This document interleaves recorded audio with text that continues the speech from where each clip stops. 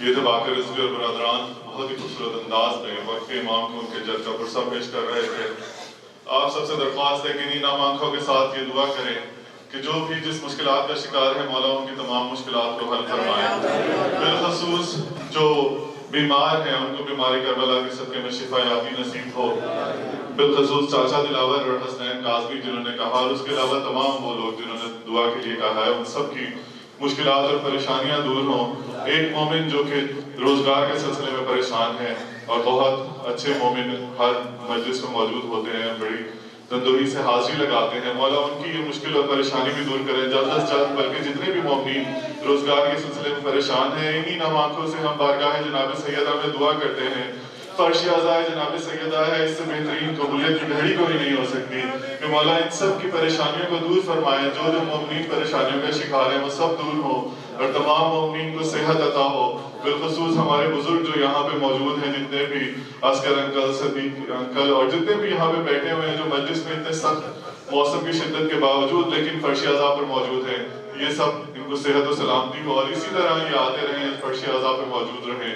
اور درخواست ہے مرحومین کے لیے، نگل سلطانہ مرحومہ باقر مہدی، حبیب فاطمہ، انور مہدی، کشور بانو اور والدین عسکر مہدی، خانوادہ سید جبار حسین رضوی، جاوید بھیا، قائم بھائی، پھول بھائی، سید اسد زیدی، سید اکبر زیدی، سید عباس رضوی، سید احتشام آبدی، سید مہدی رضا آبدی اور مجموعین انجمن سجادیہ اور شہدائے ملت جعفریہ، ان سب کے لیے ایک دفعہ سورہ فاتحہ اور 3 دفعہ سورہ اخلاص کی تلاوت فرما دیجیے۔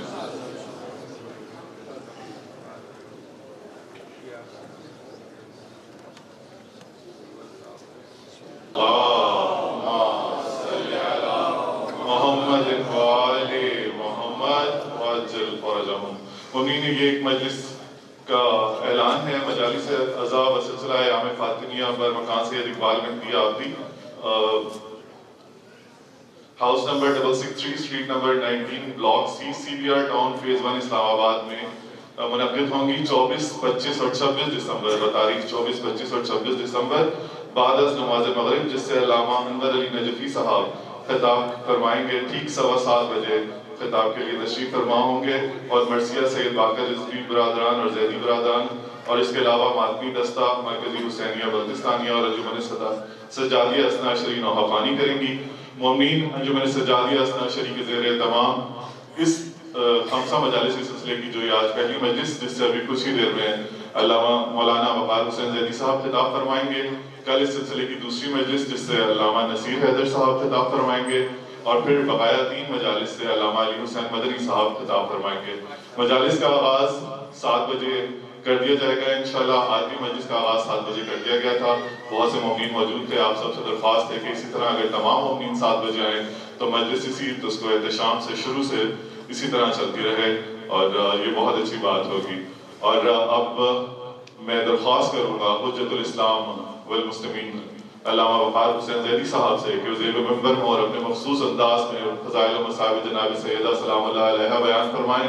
اور آپ سب سے درخواست ہے کہ ان کا استقبال نعروں کا جواب دے کے کریں۔ نعرہ تکبیر، نعرہ رسالت، نعرہ حیدری، بر محمد و آل محمد صلوات۔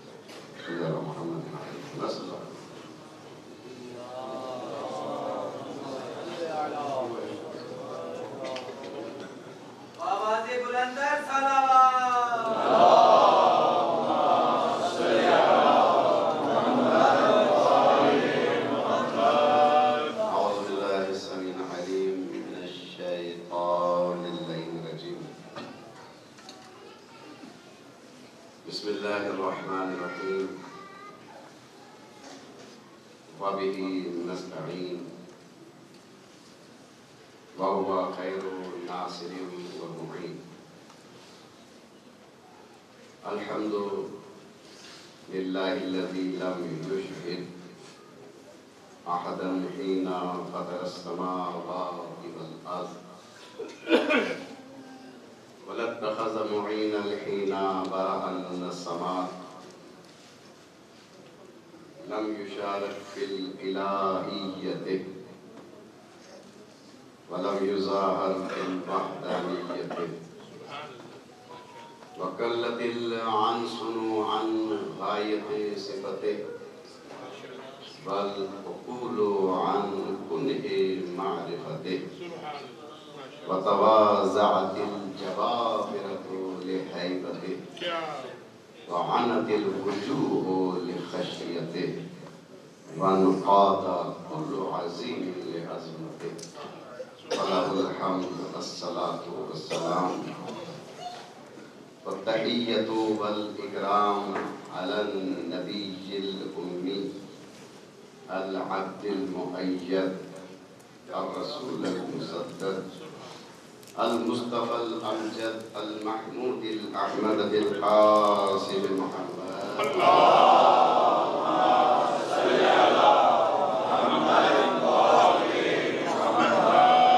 ثم الصلاة والسلام على أخيه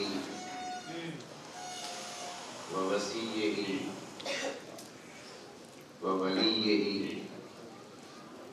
ووارث علمه علم الأولين والآخرين يعصوب الدين أسد الله الغالب المطلوب لكل طالب إمام المشارق والمغارب أمير المؤمنين إمام المتقين علي بن أبي طالب.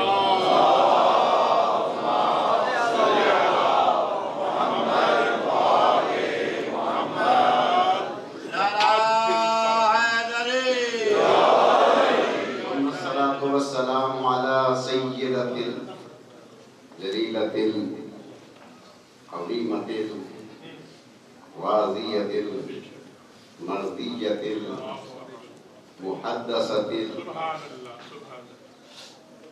المحرومة عن ميراث أبيها وآل بيته الطيبين الطاهرين المعصومين المظلومين لا سيما بقية الله بالخرزين الذين أذهب الله عنهم الرجس وطهرهم تطهيرا.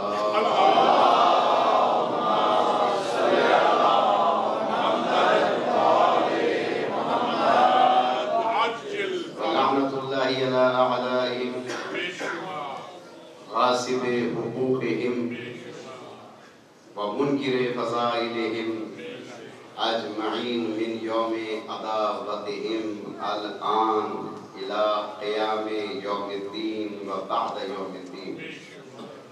أما بعد، قال الحكيم في كتابه الكريم: بسم الله الرحمن الرحيم.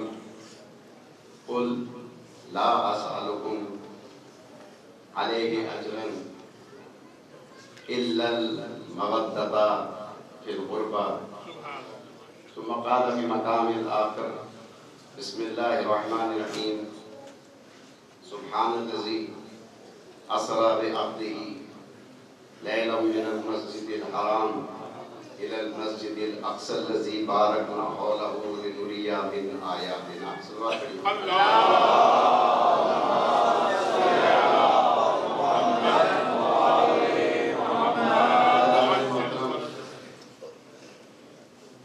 قابل ستائش ہیں وہ احباب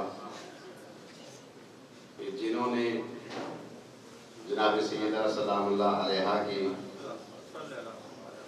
مصائب کے ان دنوں میں عرش عزا کے بچانے کا اہتمام کیا اور قابل صد احترام ہیں وہ عزادار جو اپنی مصروفیات ترک کر کے मौसम का ख्याल न करते हुए इस पर शेजा की तशरीफ लाए और इसी उम्मीद के साथ कि आइंदा भी पर शेजा की जीनत बनते रहे।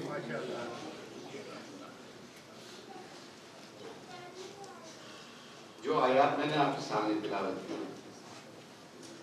दोनों ही बहुत मशहूर है। एक सूरह शोरा की आयत, एक सूरह बनी इसराइल।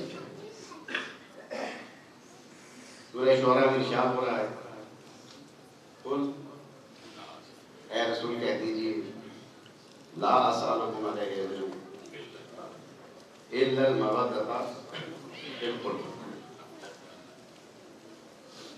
कह दीजिए कि मैं तुमसे सवाल नहीं करता इस रिसालत के अजर का, वजूद इसके कि मेरे कराबतदारों से मवद्दत करो और मोहब्बत। एक आम ख्याल ये है कि वो नेक काम जो बगैर उजरत के हो वो ज्यादा बारगाह, वो अल्लाह की बारगाह में ज्यादा अजर व सवाब का बाइस बनता है। यानी कि जो आप ये काम करें उसकी उजरत न लें, इखलास के साथ हम अंजाम दें तो अल्लाह की बारगाह में काबिल कबूल है और अजर व सवाब का बाइस बनता है। इतराज ये है कहने वालों का कि जनाब जो काम नेक काम किया जाए, जो नेक काम किया जाए वो अल्लाह की रजा के लिए, उसके मजदूरी के लिए किया जाए बगैर उजरत के, तो उसका बहुत ज्यादा जो सवाब है। ये हमें रसूल ही ने बताया है, इस्लाम ही ने बताया है। तो जो हमें ये सबक दे रहा हो वो अपने इतने बड़े नेक काम का अजर उम्मत से मांगेगा।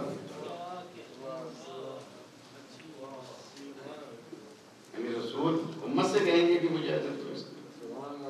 वो तो कहते हैं कि जो नेक काम बगैर उजरत के वो ज्यादा काबिल कबूल होता है, वो ज्यादा अजर सवाब का बाइस बनता है। तो ऐसा नहीं है कि रसूल ने उजरत दी। हमारा सलाम है हमारे बुजुर्ग उलमाए किराम पर जो आज हमें मौजूद नहीं है, लेकिन उनके आसार हमारे पास मौजूद है, उनकी मेहनतें हमारे पास। बहुत प्यारा जवाब दिया उन्होंने। उनके जनाब आप बिल्कुल 100% नहीं बल्कि 110% सही कह रहे हैं, बल्कि इससे भी ज्यादा सही कह रहे हैं।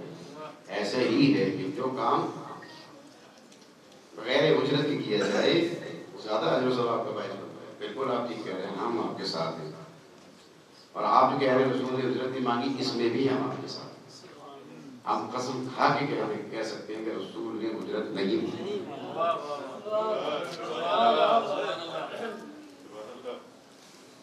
नहीं मांगी। अब जाहिर है कि जिसने ये बात कही होगी कि रसूल ने उजरत नहीं मांगी वो तो खुश होगा। फिर आयत का तर्जुमा क्या करें,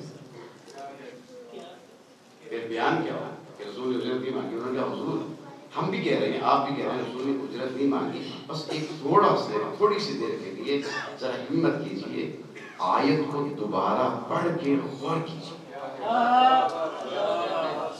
आया रसूल उजरत मांग रहे हैं या नहीं मांग रहे हैं, और अगर रसूल उजरत नहीं मांग रहे तो कौन मांग रहा है, इसको पढ़िए तो सही आयत हो। अब जब आयत को दोबारा पढ़ा तो वहां पर आयत जो है यहाँ से शुरू नहीं हो रही कि ला असअलुकुम अलैहि अजरन, मैं तुमसे उजरत नहीं मांगता। अगर यहाँ से शुरू होती तो रसूल अपनी उजरत के ना मांगने का ऐलान करते। आयत तो शुरू हो रही है कुल ला असअलुकुम, ऐ रसूल कह दो इनसे। तो मालूम ये हुआ कि रसूल उजरत नहीं मांग रहे, अल्लाह रसूल के जरिए से उजरत मंगवा रहा। सलवात पढ़िए मोहम्मद वाले मोहम्मद।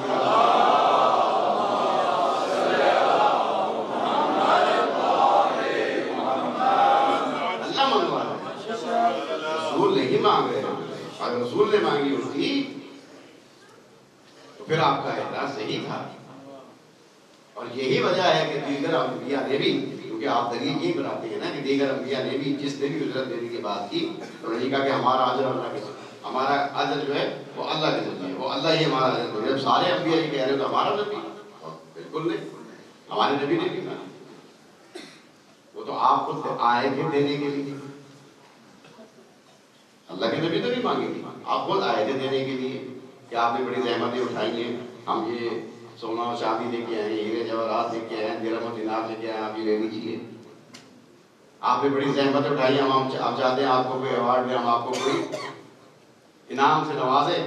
بتائیے ہم آپ کو کس علاقے کا بادشاہ اور کس علاقے کا سربراہ بنا دیں؟ کہیے تو ہم عرب کی کسی بہت حسین و جمیل خاتون سے جو ہے نا وہ آپ کا عہد بھی کر دیں. اور یہ بھی اس وقت کہہ رہے ہیں جب خدیجہ سے عہد ہو چکا ہے.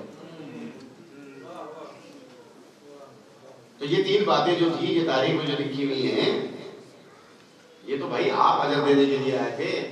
رسول نے کب مانگا تھا اجر؟ اور جب آپ لوگ آ گئے تھے اجر لے کر کے تو جس کے کہنے سے دین پہنچایا تھا اجر بھی اسی کے کہنے سے ہی مانگنا تھا، اپنے پاس سے تو نہیں مانگنا تھا اجر. تو اب آپ اجرت دینے کے لیے آئے تھے، رسول خاموش بیٹھے تھے. اب اللہ نے دیکھ لیا کہ رسول جب یہ اجرت دینے کے لیے آئے ہیں تو میں یہ چیزیں دینا چاہتے ہیں، تو قل اب تم کہہ دو ان سے کہ میں تم سے اس رسالت کا کوئی اجر نہیں مانگ رہا باوجود اس کے کہ القربہ کے ساتھ مودت کرو. مودت کرو کس نے کہلوایا؟ اللہ نے کہلوایا. اب یہاں پر صرف ایک ہی جملہ بنتا ہے کہ اگر رسول نے القربہ کا اجر مانگا تھا تو القربہ کا رشتہ رسول میں ڈھونڈیے، اور اگر اللہ منگوا رہا ہے تو اب القربہ کا تعلق اللہ سے تلاش کیجیے. محمد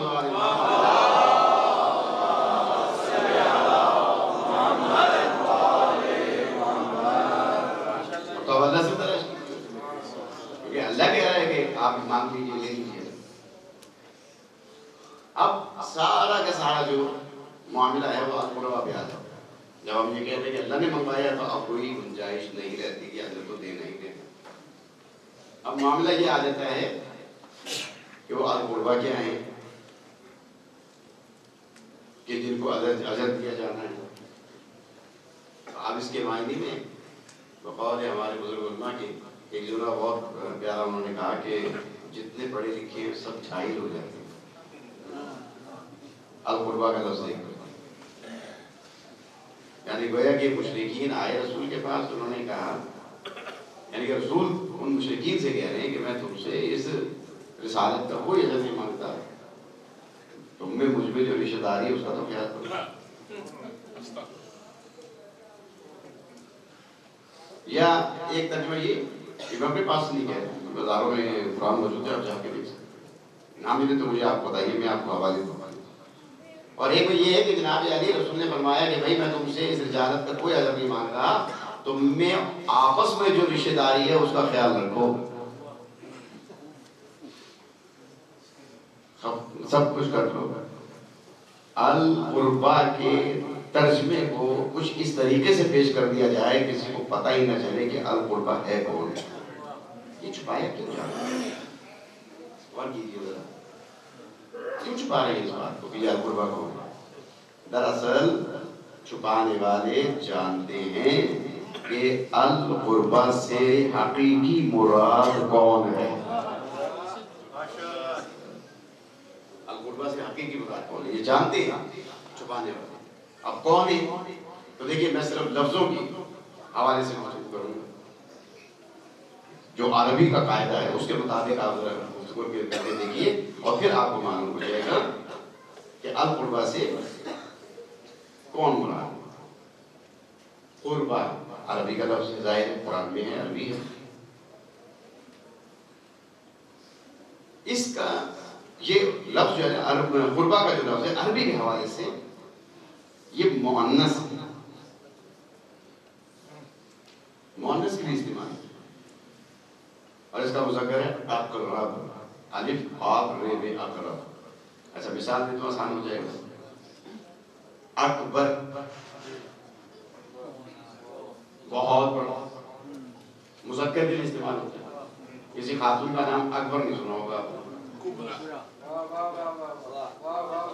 لیکن اس جب کسی عورت کے لیے یہ لفظ استعمال کیا جائے گا تو اکبر نہیں کہا جائے گا بلکہ کبرا استعمال کیا جائے گا، وہ مؤنث بن جائے گا۔ اسی طریقے سے اصغر یعنی بہت چھوٹا۔ اب کسی خاتون کو، کسی بچی کو، کسی لڑکی کو اگر بہت چھوٹی کہنا ہو تو اس کو اصغر نہیں کہیں گے، اسے صغرا کہیں گے۔ تو فرش اعضاء کی وجہ سے اتنا تو آپ کو معلوم ہے ہی کہ صغرا کیا ہے، اور یہ تو ہمارے ممبروں سے بیان ہوتا جاتا ہے کہ ایک نام جو ہے خاندانی عصمت و طہارت میں صغرا بھی ہے۔ صلوات پڑھیے بی بی کے ساتھ۔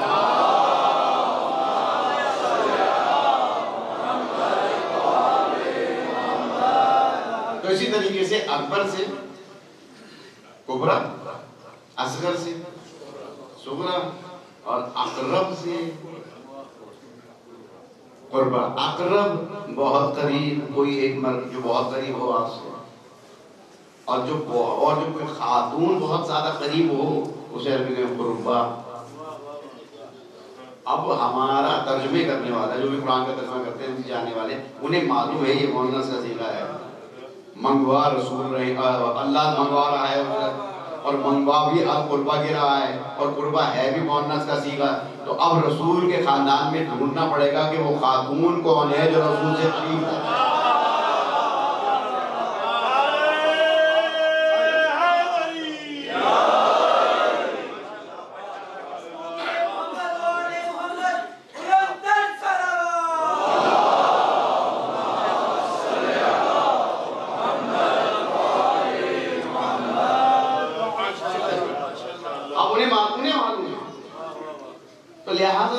کچھ اس طرح کر دو کہ بات بھی رہ جائے، کسی کو قربہ کا پتہ بھی نہ چلے، قربہ کا پتہ بھی نہ چلے۔ ہاں چلے پتہ نہیں چلتا، ہم نے ٹھیکہ تو نہیں لی کسی کو بتا دیں۔ یہ بھی احسان مانی محمد والے محمد کا، جن کا فرش یہاں بچھا کر کے آپ کو دعوت دیتے ہیں، نہیں معلوم تو سیکھ لو۔ ہمارے یہاں دوسری تو کی جاتی نہیں، ہم وہ بھی نہیں، کوئی اور ہی مذہب والے ہوں گے جو اپنے مذہب کو باہر نہیں پھیلانا چاہتے پر بخل سے کام لیتے ہیں۔ ہم سفیوں کے ماننے والے ہیں، صحابت کے ساتھ دروازہ کھولا بھی رکھتے ہیں اور دعوت بھی دیتے ہیں۔ معلوم میری معلوم القربہ قوم ہے، چلو پھر بتا دیتے ہیں ہم آپ کو القربہ قوم۔ یہاں تو آپ معنی میں تو ہنسائی دیں گے کسی کو، الجھا دیں گے کسی کو، یہ مطلب نہیں ہے، یہ مطلب ہے، یہ نہیں مطلب، یہ مطلب ہے۔ تو اگر آپ کو کہیں ایسی جگہ نشاندہی کرا دیں کہ اس قربہ سے مراد ہے کون، تو پھر تو مان لیجیے گا بہت مشہور ہے۔ ابھی نجم بھائی نے آپ کے سامنے حدیث قصہ کی تلاوت کی ہوگی مجلس کے آغاز میں، تو جب وہ اس مقام پر جہاں پہنچے ہوں گے کہ جہاں پر جبرائیل امین نے آگے کہا تھا پروردگارا من تحت القصہ، کہ قصہ کے نیچے کون ہے، تو کیا فرمایا تھا اللہ نے؟ قال اللہ عز و جل کیا فرمایا تھا؟ ہم فاطمہ و ابوہا و بعضہا و بنوہا۔ تمام کائنات میں انبیاء کی مرکزیت جو ہے وہ رسول کو حاصل ہے، رسول کو مرکزیت حاصل ہے۔ لیکن چادر قصہ میں جب آئے ہیں تو وہاں پر مرکزیت ایسے تبدیل ہوئی کہ وہاں پر مرکزیت جناب سیدوں کو بنایا گیا کہ جناب سیدہ ہیں، ان کے بابا ہیں، ان کے شوہر ہیں اور ان کے بچے ہیں۔ اب بھی آپ کو اگر قربہ سمجھ میں نہیں آیا تو ہم آپ کی عقل کا مادہ نہیں کر سکتے ہیں اور کچھ نہیں۔ سوال بڑے معاملے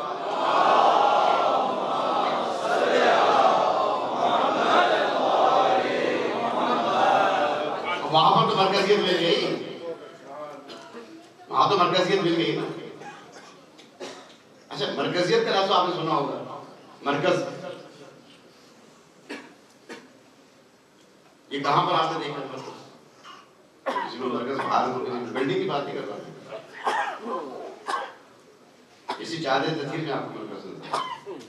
اور مرکز کے لیے ہمارے یہ طالب علم بہت اچھی طرح جانتے ہیں جو سائنس بھی پڑھتے ہیں اور خصوصاً ریاضیات سے جو واقف ہیں، وہ جب کسی کاغذ میں گول دائرہ لگانے لگتے ہیں، وہ آسان سی مثال ہے، مشکل ہے، جب گول دائرہ لگاتے ہیں تو کس چیز سے لگاتے ہیں؟ پرکار سے لگاتے ہیں، پرکار سینٹر میں ہوتی ہے اور اس کے گرد پیسے پھیری جاتے ہیں۔ کبھی آپ کسی پیمانے سے اس کی پیمائش کر کے دیکھیں، سینٹر سے کوئی بھی دائرے کی جو لکیریں کہیں سے دور ہوئے، ہر جگہ سے اس دائرے سے برابر دکھائی دے گی.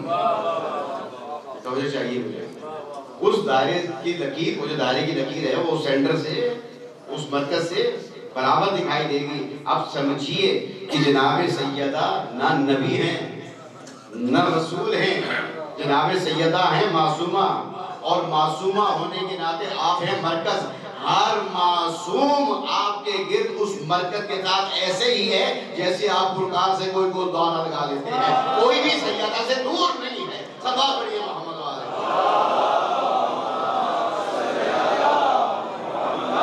کوئی بھی دور نہیں. یعنی صرف اسی وقت نہیں بلکہ پورے مرکز کی، پورے اہل بیت کی مرکزیت کسے حاصل ہے؟ وہ جناب سیدہ سلام اللہ علیہ. اچھا یہ جو آیت ہے اور ہم عموماً سنتے ہیں اور روایات میں ہے، لفظ ہے روایات میں، فرض کا لفظ روایات میں ہے کہ اللہ نے ہماری اطاعت فرض کی، اطاعت فرض کی، محبت فرض کی ہے. لیکن قرآن میں توجہ کیجیے گا، قرآن میں اطاعت کی فرضیت، آپ کہیں گے عجیب بات ہے.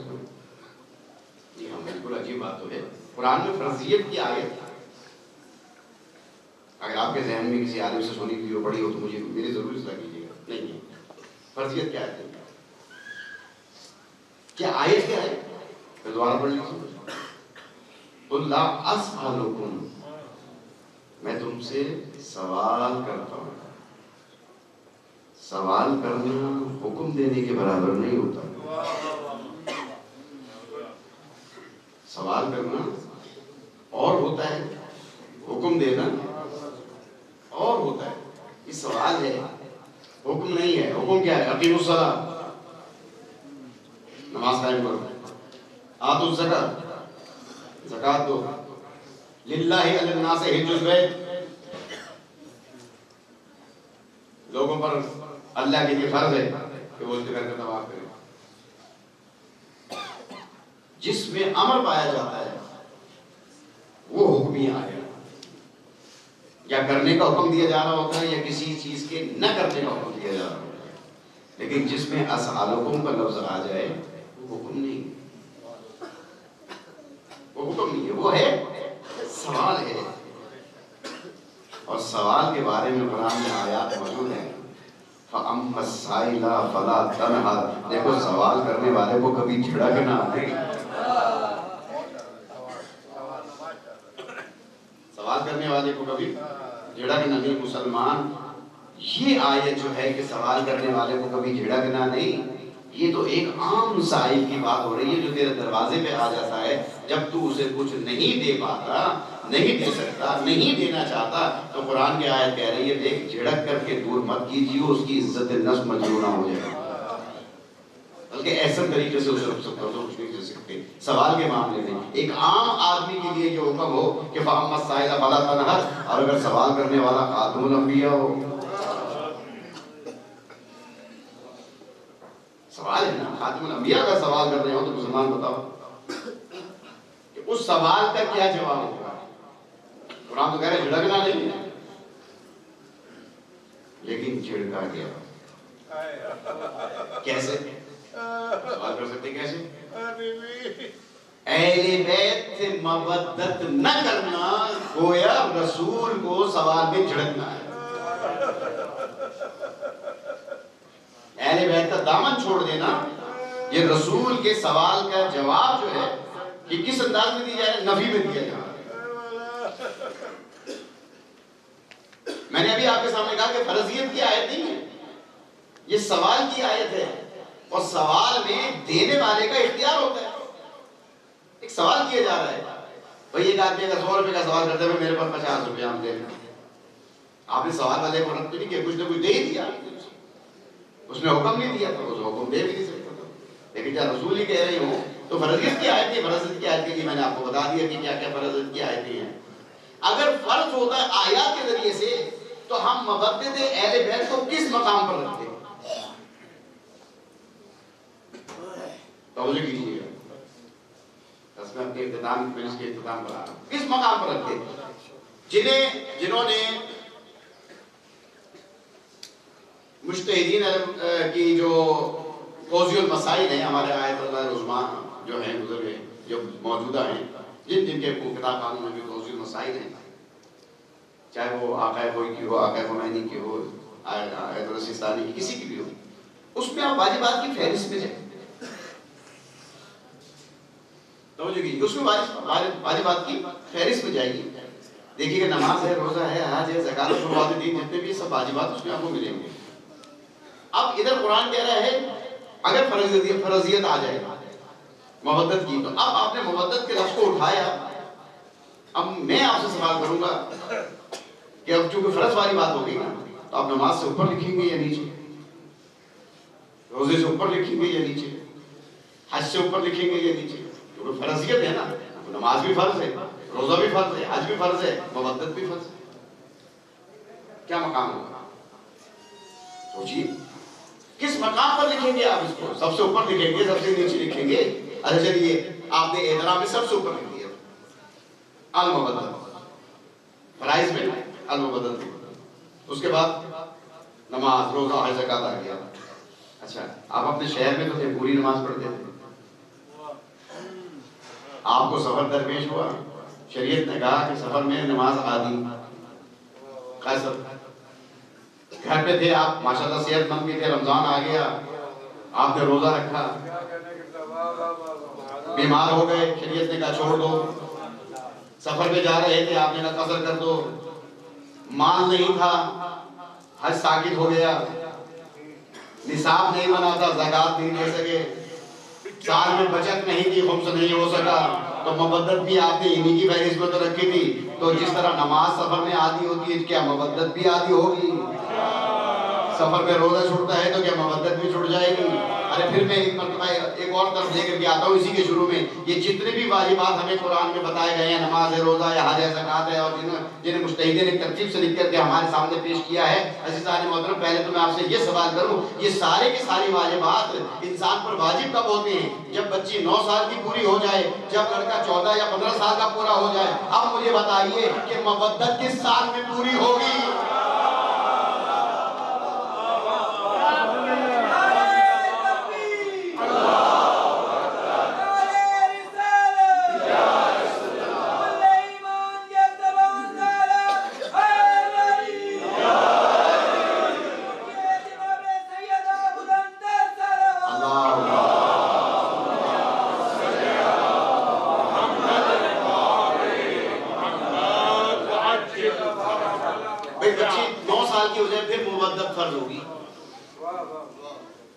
बच्चा 15 साल का हो जाए फिर मोहब्बत करेगा अजनबी से। है हम तो ये देखते हैं बच्चे के हाथ में जरा सी जुम्बिश आ जाए और भी माँ की आगोश में हो या बाप की आगोश में और किसी को मातम करते देखे, कोई सिखाता नहीं है, हाथ सीने में जाने लगता है, तो मालूम ये हुआ कि मोहब्बत शुरू हो गई, मोहब्बत शुरू हो गई। तो इस फहरिस्त में नहीं है, इसमें नहीं लेंगे आप फरजियत में। अगर फरजियत नहीं लेंगे तो फिर करेंगे क्या? फिर रखे कहाँ पर? नमाज कसर हो जाती है, छूट जाती है, नमाज की कैफियतें बदल जाती है, खड़े होकर नहीं पढ़ सकते, बैठ के पढ़ लो, बैठ के नहीं पढ़ सकते, लेट के पढ़ लो। इसी तरह रोजा, हज, नमाज, ज़कात, ये सब आपके सामने बयान कर दिया, तो फिर कहाँ रखेंगे इसे आप? ये सब चीजें तो वाजिब हैं, अब घबराइए नहीं ये कहाँ की बात कहाँ लेकर के, ये सारी चीजें वाजिब हैं। इन वाजिब की आपने फहरिस्त में अगर शामिल कर लिया, वाजिब की फहरिस्त में मत शामिल कीजिए इसे, ये वाजिब नहीं है, औजब है।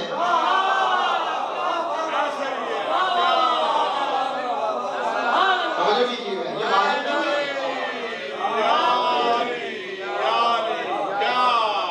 ये औजब है, औजब, ये वाजिब नहीं है। भाई नमाज है, हज है, रोजा है, ये वाजिब है, ये औजब है। क्या मतलब हुआ औजब का? ये जितने वाजिबात जिसके जरिए से कबूल होते हैं उसे औजब कहते हैं।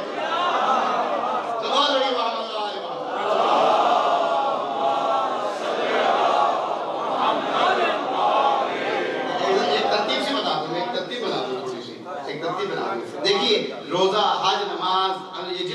دیکھیں جتنے واجبات بھی ہیں، ہمیں کیا ہمیں بار بار بیان کروں، جتنے بھی واجبات شریعت نے ہمیں بیان کیے ہیں، ہمیں مجتہدین نے اپنی کتاب میں بیان کر کے بتائیں، جتنے بھی واجبات ہیں یہ سارے کے سارے واجبات جو آپ قبول کرواتے ہیں، حدیث کے الفاظ یہ ہیں کہ یہ سارے کے سارے واجبات جو ہیں قبول تب ہوں گے جب نماز قبول ہوگی.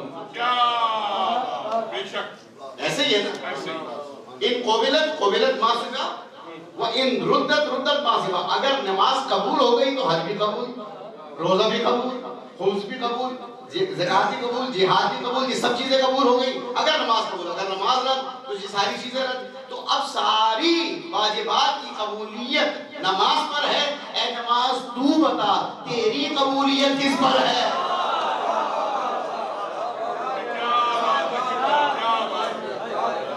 نماز کی قبولیت کس پر ہے؟ تو نماز کی قبولیت کے لیے کسی بھی مسلک کے عالم کے پاس چلے جائیے، کسی بھی مسلک کے اپنے بھائی کے پاس چلے جائیے، اسے ساری نماز سنیے، اور ساری نماز جب سن لے، جب وہ تشہد میں بیٹھ جائے، جسے قاعدہ کہا جاتا ہے ان کے یہاں، اور جب وہ وہاں پر تشہد پڑھے، آپ بھی تشہد پڑھے، تو ساری نماز آپ نے پڑھی. وہاں پر وہ بھی پڑھتے ہیں، آپ ذرا مختصر پڑھتے ہیں، وہ ذرا طولانی پڑھتے ہیں، اللہم صلی علی محمد و آل محمد. تو ساری واجبات قبول کراتی ہے نماز، اور نماز کو قبول کراتا ہے درود، اور درود ہے محمد و آل محمد پر. اور محمد و آل محمد بلند وہ جو ہے نا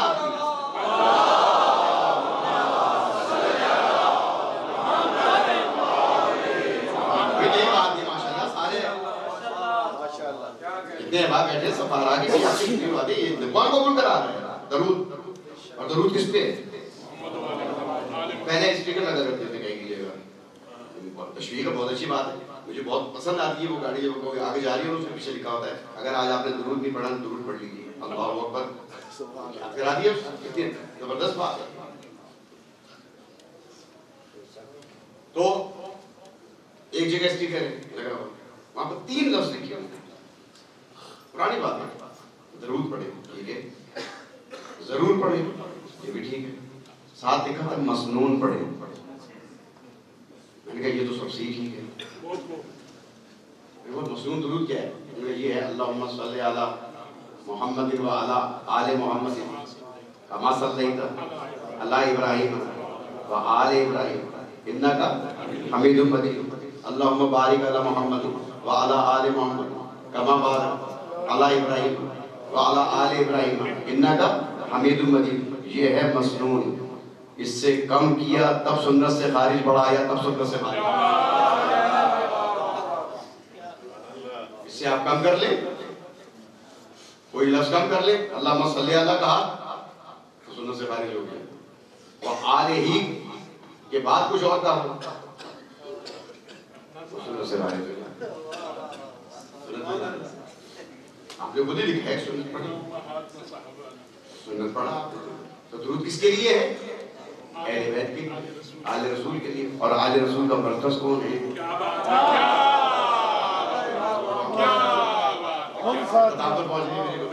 آل رسول کا مرکز کون؟ جناب فاطمہ الزہرا. جو آل رسول کا مرکز ہیں ان کی مودت کا حکم دیا جا رہا ہے. تم ان سے مودت کرو. ہم تمہاری کسی سے بھی مودت جو ہے اس وقت تک قبول نہیں کریں گے جب تک کہ ان سے مودت نہ ہو. جناب سیدہ سے جب تک آپ کی مودت نہیں ہے ہم آپ سے کسی کی مودت قبول کریں گے. آپ لا کہتے رہے مجھے فلانے سے محبت ہے، مجھے فلانے سے محبت ہے، مجھے فلانے سے محبت ہے، نہیں ہم نہیں قبول کریں گے. کیونکہ مرکزیت ہے جناب سیدہ،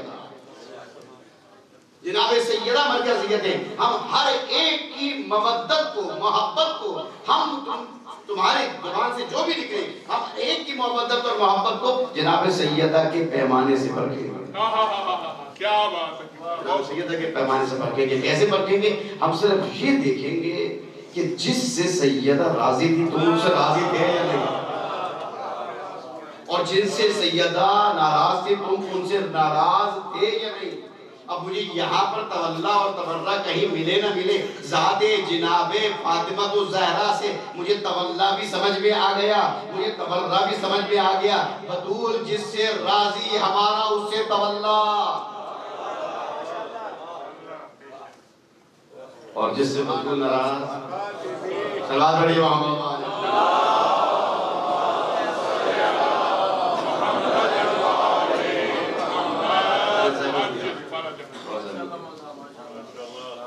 یہ واجب نہیں محبت توجہ یہ کم زیادہ نہیں ہوتی کہ سفر میں کچھ چارٹ کرنا کم نہیں ہوتی پوری بیماری ہو آئی جو بھی ہو بلکہ مشکلوں میں تو اور زیادہ بڑھ جاتا ہے نا زیادہ بڑھ جاتا اگر ویسے نہ بھی یاد آئے تو مشکلات سے انسان کو گھبرانا نہیں چاہیے کم سے کم یہ اللہ اور رسول اور اہل بیت رسول کے قریب تو کر دیتے ہیں کیا بات ہے گھبرانا نہیں اس لیے اگر کوئی گھبرا رہا ہے اس معاملے میں جناب علی یہ پریشانی دور نہیں ہو رہی وہ پریشانی دور نہیں ہو رہی کیوں نہیں ہو رہی بھائی دور آپ کن کے ماننے والے ہیں پھر پریشانی کیوں نہیں دور ہو رہی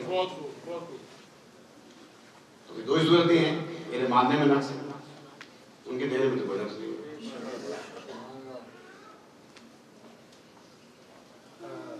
ایک نماز ہے میرے بہت سے آپ کو پتا ہوگا مفاتیح الجنان میں مل جائے گی ایک نماز ہے استغاثہ جناب سیدہ استغاثہ جناب سیدہ بالکل 2 رکعت فجر کی طرف پڑھنی ہے جیسے آپ فجر کی 2 رکعت نماز پڑھتے ہیں جو چاہے سورہ پڑھ لیجیے اس کو 2 رکعت نماز آپ نے ختم کی پیشانی کو سجدے میں رکھ دیجیے آزمودہ ہے اور میں جب ممبر سے کہہ رہا ہوں آزمودہ ہے تو یہ مبالغتاً نہیں کہہ رہا بناوٹی طور پر نہیں کہہ رہا یہ ممبر جو ہے اس بات کا متعمر ہو ہی نہیں سکتا یہاں پر بیٹھ کے دور بولے آزمودہ ہے 2 رکعت نماز فجر کی طرح نماز ختم ہوئی پیشانی سے رکھ دی سی جگہ پہ تسبیح آپ کے ہاتھ میں ہونی چاہیے 100 مرتبہ آپ نے پیشانی رکھ کر پڑھنا ہے یا مولاتی یا فاطمہ تو اغیثینی 100 مرتبہ سجدے میں پیشانی رکھ دی پھر 100 مرتبہ دایاں رخسار رکھ کے پڑھی یا مولاتی یا فاطمہ تو اغیثینی پھر اس کے بعد پیشانی سجدے میں رکھ کے پڑھے یا مولاتی یا فاطمہ تو اغیثینی پھر بایاں رخسار سجدے میں رکھ کر کے 100 مرتبہ پڑھے یا مولاتی یا فاطمہ تو اغیثینی پھر سجدہ میں پیشانی رکھ کے پڑھے یا مولاتی یا فاطمہ تو اغیثینی کتنی مرتبہ ہو گئے 500 مرتبہ ہو گیا بہت زیادہ وقت نہیں لگتا ہے بہت زیادہ وقت نہیں لگتا ہے صرف اور صرف یقین کامل کے ساتھ آپ کسی بھی جائز عمل کے لیے جائز کام کے لیے اس عمل کو کر کے دیکھیے ہو نہیں سکتا جناب سیدہ آپ کے نصرت نہ پاک بی بی اور آپ کے پاک بچوں کی عظمت پر جائے صلوات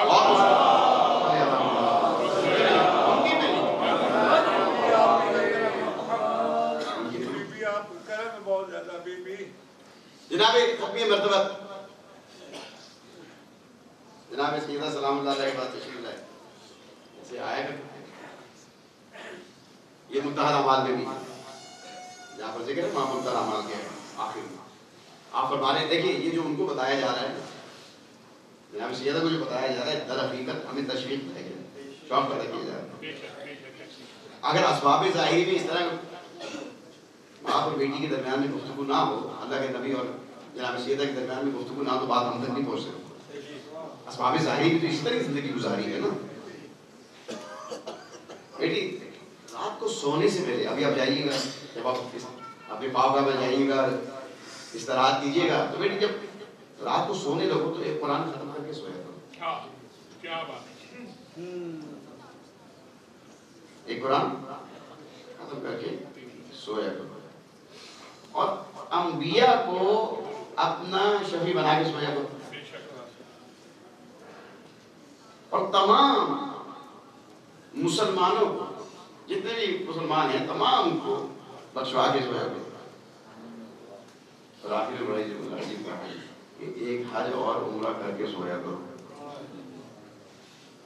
منتہی اعمال کا حوالہ دے دیجیے یہ بھی نے کہا ہے بابا یہ سارے عمل ایک مختصر سی رات میں کیسے انجام دیے جا سکتے ہیں حج اور عمرے کے لیے تو مکے جانا ہوگا اور پورا قرآن ایک رات میں کیسے پڑھا جائے گا تو تو اللہ کے نبی مسکرائے. دیکھیے جناب سیدہ نے سوال کیا، حالانکہ جناب سیدہ کر سکتی تھی، سوال نہ کرتی تو سارے اعمال کر سکتی تھی. میرا یقین ہے کر سکتی تھی. جن کے شوہر ایک رکعت میں پیر ہو اور دوسرے رکعت میں پیر ڈلنے سے پہلے قرآن ختم کر لیں،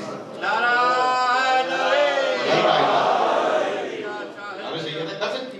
لیکن اگر پوچھتی نا تو ہمیں کیسے پتا چلتا؟ اللہ کے نبی مسکرائے. بیٹی 3 مرتبہ سورہ اخلاص کی تلاوت کر کے 100 پورا قرآن ختم ہونے کا ثواب ملتا ہے. انبیاء کو شفیع بنانا ہے تو تمام انبیاء پر درود پڑھ کر سو.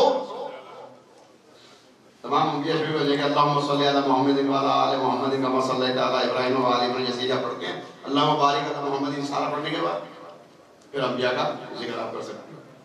نماز جنازہ اگر آپ نے سنی تو آپ کو لکھو اللہم صلی علی محمد وعلی آل محمد. نہیں وہاں پر رکے جميع انبیاء و شہداء و صدیقین و جميع عباد اللہ.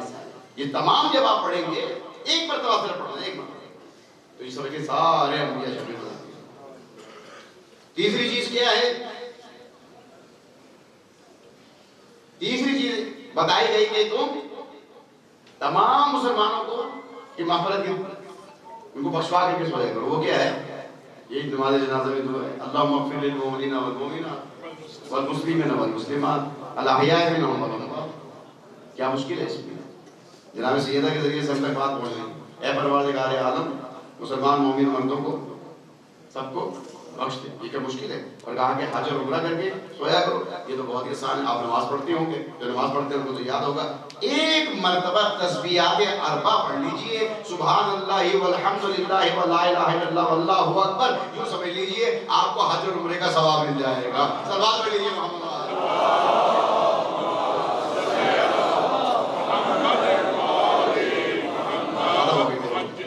ایک آیت جو میں نے پڑھی اس کا صرف ایک یہ 2 جملے میں نے آپ تک پہنچانے میرے ذہن میں ہے. سورہ بنی اسرائیل کی آیت پڑھی تھی میں نے. بسم اللہ الرحمن الرحیم. سبحان الذی اسری بعبدہ لیلا من المسجد الحرام الی المسجد الاقصی الذی بارکنا حولہ لنریہ من آیاتنا. اس میں میں بڑی پڑھ چکا ہوں، پڑھی میں نے، لیکن وہ جملہ میں کہنا چاہ رہا ہوں الگ سے.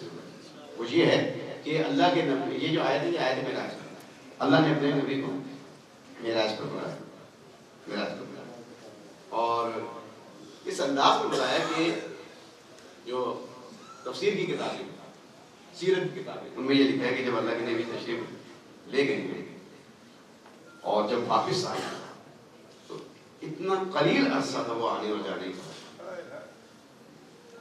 اتنا قلیل وہ عرصہ تھا آنے جانے کا کہ جس بستر سے اٹھ کر آپ گئے تھے اس کی گرمی باقی تھی. جس پانی سے آپ نے وضو کیا تھا وہ ابھی چل رہا ہے. اور جس دروازے سے آپ باہر تشریف لے گئے تھے اور دروازہ آپ کے کھلنے سے جو ہلا تھا اس کی جو کنڈی تھی وہ متحرک تھی، ہل رہی تھی. یعنی یہ تینوں کام رکے نہیں تھے، یہ جاری تھے، اور آپ عرش پہ چلے بھی تھے اور آ بھی. معجزہ تو اپنی جگہ پر آپ گئے اور آ گئے. یہ بھی کیا معجزے سے کام ہے کہ پانی جاری رہے، کنڈی ہلتی رہے، بستر گرم رہے اتنے قلیل عرصے میں. یہ معجزہ ہے. عرش پہ آئے گئے رسول، نقش قدیم کہیں نہ ملے، راہ گزار کے قبر درابی کا شعر ہے کہ اتنی جلدی گئے اور آ بھی گئے. کیا ہوا؟ یہ تمام انبیاء کو نماز بھی پڑھا دی، جنت کی سیر بھی ہو گئی، دوزخ کے حالات بھی دیکھ لیے. تکلم بلہجت علی ابن ابی طالب، لہجہ علی میں اللہ کا کلام بھی سن لیا، یہ سب کچھ، اور آ بھی گئے اور سب کچھ. تو یہ ایک ہی بات دکھائی دیتی ہے، ایک ہی بات سمجھ میں آتی ہے کہ اللہ کے نبی جس وقت آپ معراج کی تشریف لے کے جا رہے تھے، اللہ نے گویا کائنات کو ساکت کر دیا تھا، ٹھہرا دیا تھا. یعنی یوں سمجھ لیجیے نبی کے احترام میں پوری کائنات ایستادہ تھی. توجہ کیجیے گا، پوری کائنات ٹھہری ہوئی تھی، پوری کائنات ایستادہ تھی. اللہ کے نبی کے احترام میں پوری کائنات رکی ہوئی تھی. تمام انبیاء ہوں، تمام ملائکہ ہوں، تمام جنات ہوں، سب احترام نبی میں ایک مقام پر استعداد ہیں. اور तमाम कायनात रुकी हुई है। ए मुसलमान, अब सोच कि जिस नबी के एहतराम में पूरी कायनात ठहर जाए, उस बीबी का क्या मकाम होगा जिसके आने पर रसूल खड़ा हो जाए।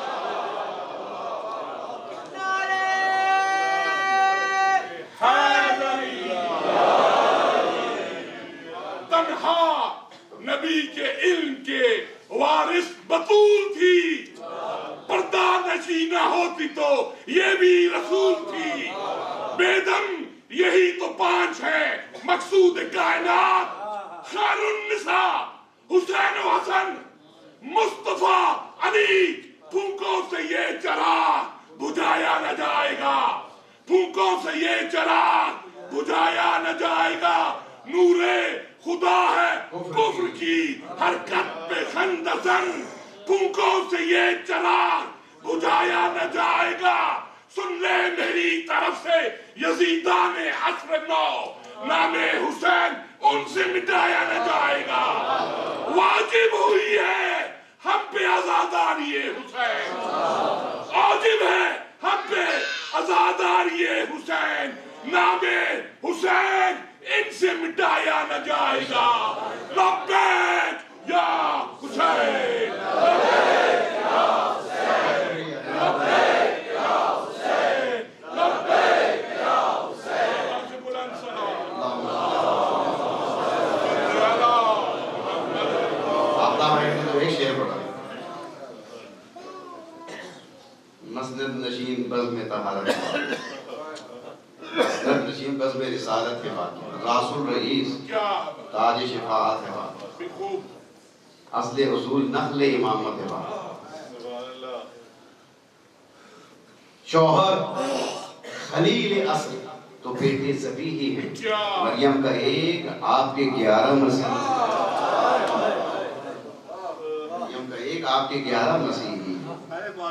सूरत से आश्कार है सीरत रसूल की, बातें रसूल की तो बलागत रसूल की, बातें रसूल की तो फसाहत रसूल की, और मीरास में मिली है करामत रसूल की, और ततहीर फातिमा है तहारत रसूल की। वारिस नबी के इल्म की तन्हा बतूल थी, पर्दा नशीना होती तो ये भी रसूल।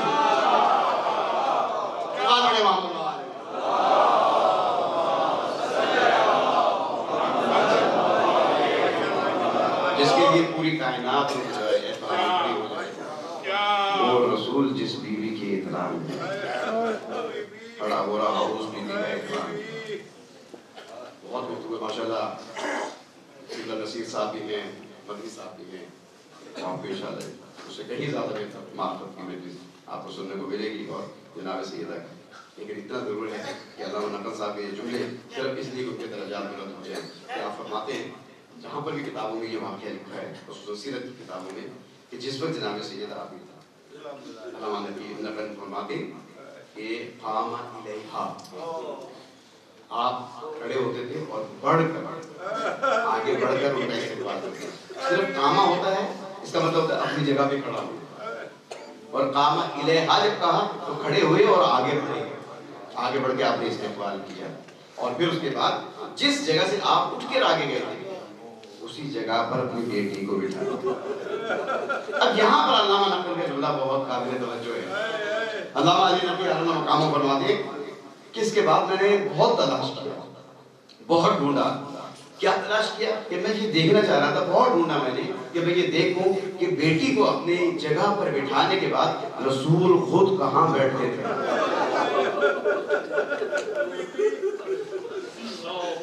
मुझे नहीं मिला कि बेटी को बिठाने के बाद रसूल कहीं बैठते हो।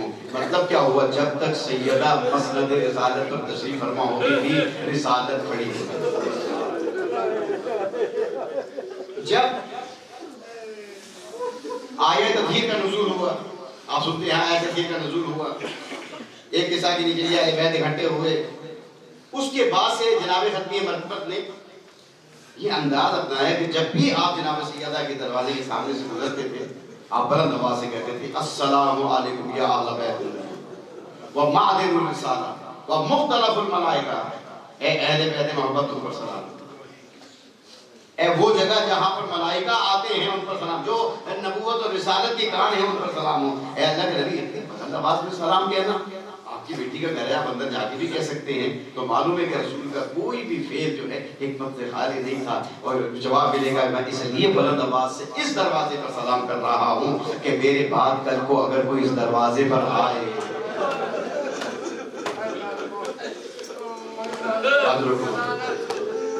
تو وہ یہ دیکھ لیں یہ وہ دروازہ ہے جہاں رسول سلام کیا کرتے تھے، جہاں سلام کیا کرتے تھے۔ کیا رسول کے سلام کا احترام ہوا؟ کیا اس گھر کا احترام ہوا؟ آگے لگی ہے، شور برپا ہوا، علی کو نکالو ورنہ ہم اس گھر کو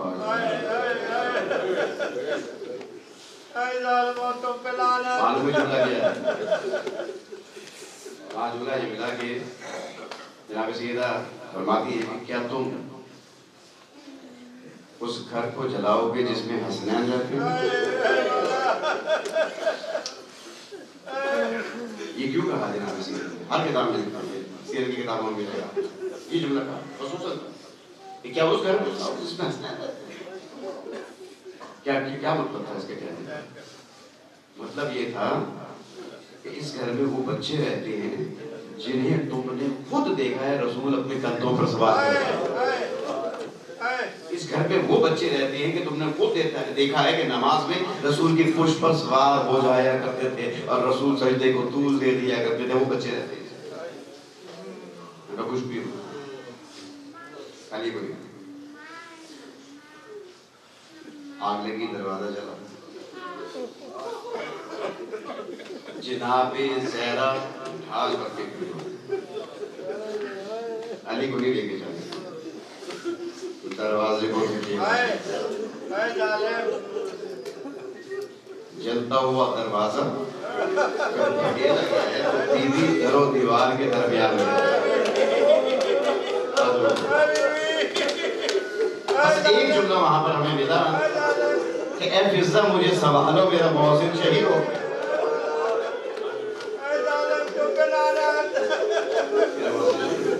اور بی بی خش کر گئی، سمجھو گے مسائل تو آپ سنیں گے انشاءاللہ۔ بی بی خش کر گئی،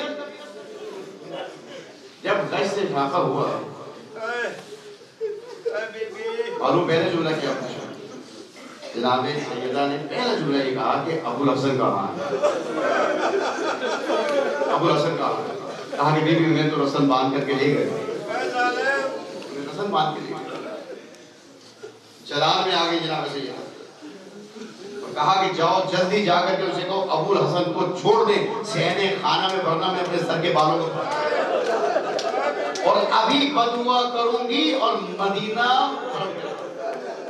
اب بدعا نہیں کی، صرف اتنا ہی کہا تھا۔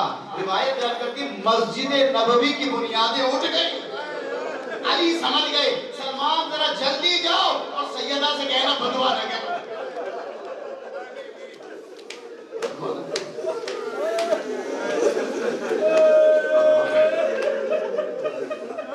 کتنے دن زندہ رہی جناب سیدہ؟ 28 سال کو جناب ختمی مرتبہ دنیا سے رخصت ہوئے، کم سے کم 75 اور زیادہ سے زیادہ 95 دن۔ آج کی اس تاریخ کے لحاظ سے 95 دن ہوئے، 95 اتنے قلیل دنوں کے اندر ایسا کیا ہوا؟ ایسے کون سے مصائب کے پہاڑ ٹوٹے کہ جناب سیدہ کو کہنا پڑا صحبت علیہ مصائب لو انہا صحبت علیہ ایام سرنا لے علی۔ ایک دو جملے اور سن لیجیے جناب سیدہ نے کیا کہا کہ میں ابھی بدعا کروں گا اور مدینہ بڑھ جائے گا، اور جناب امیر نے کیا کہا کہ جاؤ ان سے جا کے وہ بدعا نہ کرنا، بہت سے فضائل میں نے چھوڑ دیا، بدعا نہ کرنا۔ یہ تو منظر مدینہ کا تھا، بدعا نہیں ہوئی، مدینہ بچ گئے، جناب محسن شہید ہو گئے۔ لوگوں نے رونے پر بھی پابندی لگائی، تو مولا نے بیت العزت بھی بنا دیا، وہ بھی برداشت نہ ہوا، اس کو بھی جلا دیا گیا۔ یہ منظر مدینے کا ہے جہاں پر مولا نے فرمایا تھا کہ کہو کہ بدعا نہ کریں، ایک منظر میری نگاہوں کے سامنے اور بھی ہے، اور وہ ہے شام کا منظر۔ یہی جناب سیدہ کی بیٹی تھی زینب، شام کا بازار تھا، پتہ نہیں کتنے پہر گزر گئے تھے کہ جناب سید سجاد سے کہا بیٹا یہ ہمیں لے کر کے کیوں نہیں جا رہے؟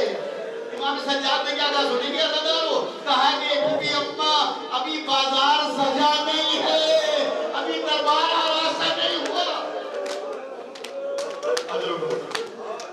جناب زینب کی بیٹی ہے، جناب زینب ابھی بازار نہیں سجا ہے، کہا کہ سجے ہوئے بازار میں لے کے جائیں گے، بڑے دربار میں لے کر کے جائیں گے، بڑے دربار میں لے کے جائیں گے۔ میں علی کی بیٹی ہوں، میں ابھی بدعا کروں گی، شام کو رکھ کے رکھوں گی، شام کو تحس تحس کر دوں گی۔ بیویوں سے کہا کہ میں بدعا کرتی ہوں تم آمین کہنا، میں بدعا کرتی ہوں تم آمین کہنا۔ بس عزادارو ادھر بدعا کے لیے لب کھلے ہیں، امام سجاد آگے بڑھے، کہا بھوپی اماں میں آپ کو منع نہیں کرتا کہ بدعا نہ کریں، آپ کا حق ہے بدعا کریں، لیکن بھوپی اماں بدعا کرنے سے پہلے ذرا میرے بابا کے سر کو تو دیکھیں۔ اب جو مولا حسین کے سر پر نظر پڑی تو وہی جملے جو مولا علی نے مدینے میں کہے تھے، لیکن مولا حسین نے کہا ارے بہن زینب یہ جس حالت میں تمہیں لے کے جانا چاہتے ہیں ارے چلی جاؤ، نانا کی امت کا سوال ہے، ان کی بخشش کا سوال ہے۔ عزادارو یہی وجہ ہے نا امام سجاد سے جب وہ پوچھتا تھا سب سے زیادہ ظلم کہاں ہوئے تو آپ کہتے تھے الشام الشام الشام، یہ 3 مرتبہ کیوں کہتے تھے؟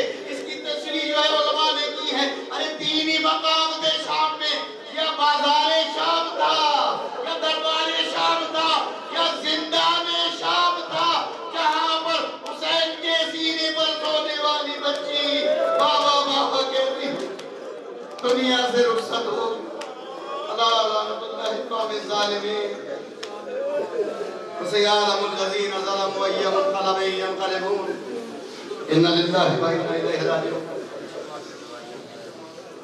پروردگار بحق محمد و آل محمد ہماری اس مختصر قلیل سی عبادت کو بھی باقی میں بانی مجالس اور حاضرین مجالس توفیقات خیر میں اضافہ، بالخصوص انجمن سجادی اور ان کے اراکین توفیقات خیر میں اضافہ بڑھا، اور جو ان کے ساتھ دامے ادھر میں اس وقت نے شرکت کرتے ہیں ان کی شرکت کو قبول کرو، ہمارے بزرگان کا سایہ ہمارے سروں پر قائم کرو، صحیح معنی میں ذکر محمد و آل محمد کرنے، اس سن میں سمجھنے اور اس پر عمل کرنے کی توفیق عطا، میرے مالک ہمارے وطن عزیز پاکستان کو استقامت عطا، اس سے نیک اور صالح قیادت نصیب، تمام مومنین مومنات کو جو زیارات سے مشرف فرمائے، جو سفر میں ہیں ان کے سفر کو بے خطر فرمائے، جو بے جرم اسیر ان کو رہا فرمائے، جو مقدمات پہ گرفتار ہیں ان کو بری فرمائے، میرے مالک بحق محمد و آل محمد قائم آل محمد علیہ السلام کے ظلم تعجیل ہم سب کو امام کی یا اور انصار میں جگہ تھا، ہمارے علماء خطبہ ذاکرین سوسخان مدین رات مومنین مومنات عزادار جہاں بھی انہیں پناہ امام زمان کرا، ہمارے وہ مومنین جو اس وقت آج ہمارے درمیان موجود نہیں ہے، اس دنیا سے رخصت ہو گئے، ان تمام کی بخشش، پروردگار عالم ہمارے خواتین کے پردوں کی حفاظت کرو، پروردگار عالم بحق محمد و آل محمد ہمیں ذکر و فکر و شکر کی توفیق عطا کرو، جو مومنین مومنات پریشان حال ہیں اور بالخصوص وہ مومنین کہ جن کے بچے جو ہیں وہ لاپتہ ہیں، پروردگار عالم بحق محمد و آل محمد ان کے بچے جہاں بھی ہوں انہیں اپنے حضور مانی فرمائے اور جلد از جلد انہیں والدین سے ملے، پروردگار عالم بحق محمد و آل محمد ہمارے طلباء طالبات کو امتحانات میں کامیابی عطا فرمائے، میرے مالک بحق محمد و آل محمد انقلاب اسلامی امت اسلامی کی حفاظت فرمائے، بڑے معظم کو طول عمر عطا فرمائے، حزب اللہ کی مدد نصرت فرمائے، جہاں جہاں مسلمانان عالم پر ظلم ہو رہے ہیں خصوص فلسطین میں، کشمیر میں، یمن میں، پالستین میں، پروردگار عالم مظلومین کی مدد فرما اور ظالم کو نیست و نابود فرما، پروردگار عالم ہماری دعاؤں کو قبول کرو، ربنا تقبل منا انک انت السمیع العلیم، محمد و آل طاہرین ماں